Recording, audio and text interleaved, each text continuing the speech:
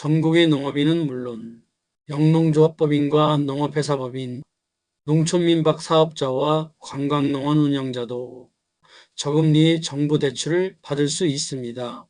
농업에 종사하시는 농업인 및 관련업 종사자 여러분, 최신의 자동화 비닐하우스를 지어보고 싶으신가요?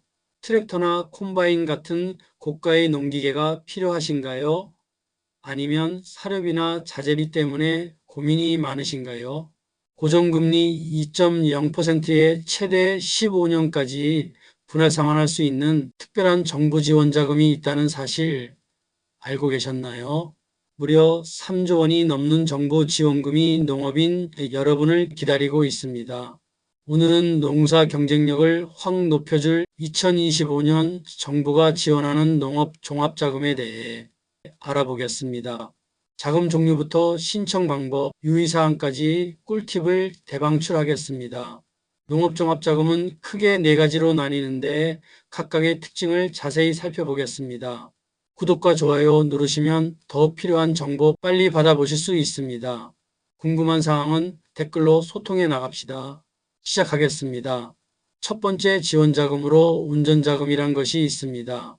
자동차를 운전하는데 필요한 자금이 아니라 농사일에 있어서 사료나 자재 구입비 같은 농사에 직접 필요한 자금을 말합니다. 대출 기간은 2년으로 이 기간 동안에는 이자만 내고 만기 때에 일시 상환하시면 됩니다. 고정금리는 연 2.5%로 한 달에 평균 약 0.2% 수준인 셈입니다. 즉 1,000만 원 대출 시 한 달에 이자가 약 2만 원 수준입니다. 인삼식재를 위한 운전자금의 경우에는 특별히 대출 기간이 4년 내지 6년으로 길어집니다. 두 번째 시설자금입니다.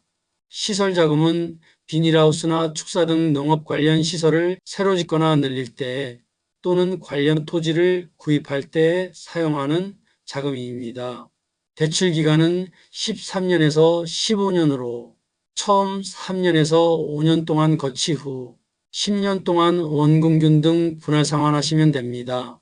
고정금리는 연 2.0%입니다. 시설 설치에 필요한 자금은 총사업비 80% 이내까지 지원받으실 수 있습니다.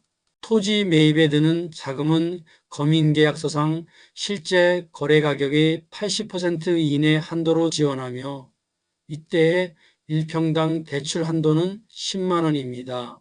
세 번째로 개수와 보수자금 대출입니다. 개수와 보수자금은 기존 시설을 고치거나 보완할 때 또는 농기계자금 대상 외의 기계와 장비를 구입할 때 쓰는 자금입니다. 대출 기간은 5년에서 10년으로 처음 2년 내지 3년을 거치 후 3년에서 7년 동안 원금 균 등 분할 상환하시면 됩니다. 고정금리는 연 2.0%이며 개보수에 필요한 자금 역시 총사업비 80% 이내까지 대출받으실 수 있습니다. 네 번째로 농기계자금입니다. 농기계자금은 트랙터, 이양기, 콤바인, 건조기 등을 구입할 때 활용하는 자금입니다. 대출 기간은 5년에서 8년으로 1년 거치 후 4년에서 7년 동안 원금을 균등분할로 상환하시면 됩니다. 고정금리는 역시 1년에 2.0%입니다. 농기계자금의 한도는 기종별로 정부의 융자 지원 한도와 실구입액 가운데 더 적은 금액이 적용됩니다. 중고제품을 구입하실 경우에도 역시 기종별로 정부의 융자 지원 한도와 실구입액의 80% 중에서 적은 금액이 적용됩니다. 모든 자금은 고정금리와 변동금리 중에서 선택하실 수 있습니다. 고정금리는 위에서 언급했듯이 시설자금, 개보수자금, 농기계자금의 경우 연 2.0%이며 운전자금만 연 2.5%입니다. 변동금리의 경우 2025년 2월 기준 연 2.62%가 적용됩니다. 이자 납부는 월납, 분기납, 반기납, 연납 중에서 선택하실 수 있어 본인의 상황에 맞게 계획하실 수 있습니다.